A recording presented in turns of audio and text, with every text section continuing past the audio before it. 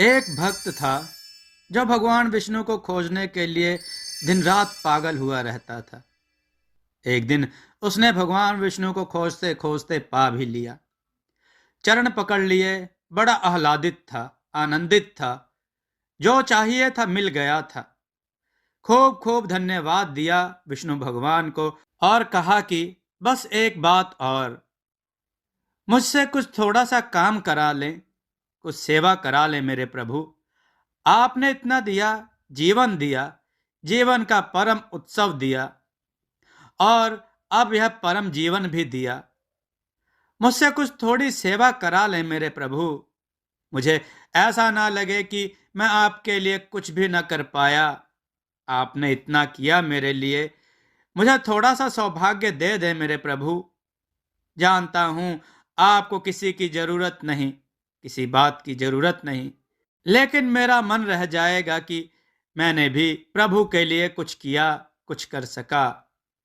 विष्णु भगवान ने कहा, कर सकोगे, करना बहुत कठिन होगा।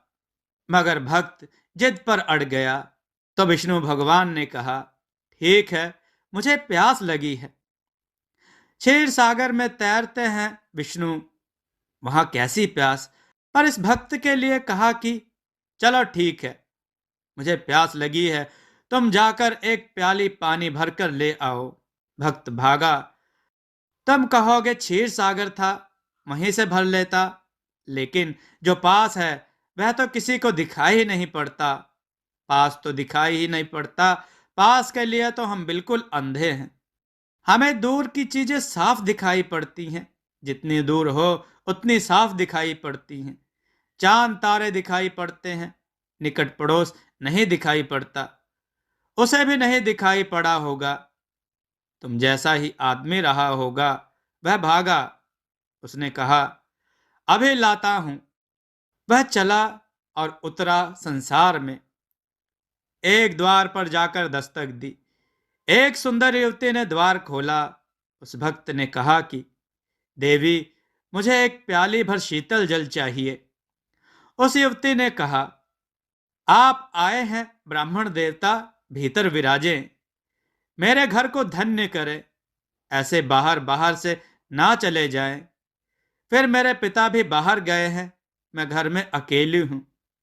वे आएंगे तो बहुत नाराज होंगे कि ब्राह्मण देवता आए और तूने बाहर से भेज दिया। नहीं नहीं, आप भीतर आए। एक क्षण को तो ब्राह्मण देवता डरे। युवती है, सुंदर है, अति सुंदर है, ऐसी सुंदर स्त्री नहीं देखी। विष्णु भगवान भी एक क्षण को फीके मालूम पड़ने लगे। विष्णु भगवान के फीके हो जाने में देर कितनी लगती है, ऐसा दूर का सपना मालूम होने लगा। तो भक्त डरा, घबराया, इसलिए कि विष्णु भगवान एक क्षण को भूलने ही लगे। आवाज दूर से दूर होने लगी। उसने कहा कि नहीं नहीं। माथे पर पसीना आ गया उसके, लेकिन युवती तो मानी ना। उसने हाथ ही पकड़ लिया ब्राह्मण देवता का कि आप आए भीतर, ऐसे ना जाने दूंगी। उसके हाथ का पकड़ना, ब्राह्मण देवता तो विष्णु भगवान को बिल्कुल भूल गए। वह भीतर ले गई। उसने कहा, जल तो आप ले जाइएगा, लेकिन पहले स्वयं तो जलपान कर लें।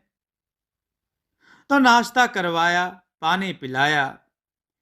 एकांत, उस युवती का सौंदर्य, उस युवती का भाग भाग कर ब्राह्मण देवता की सेवा करना।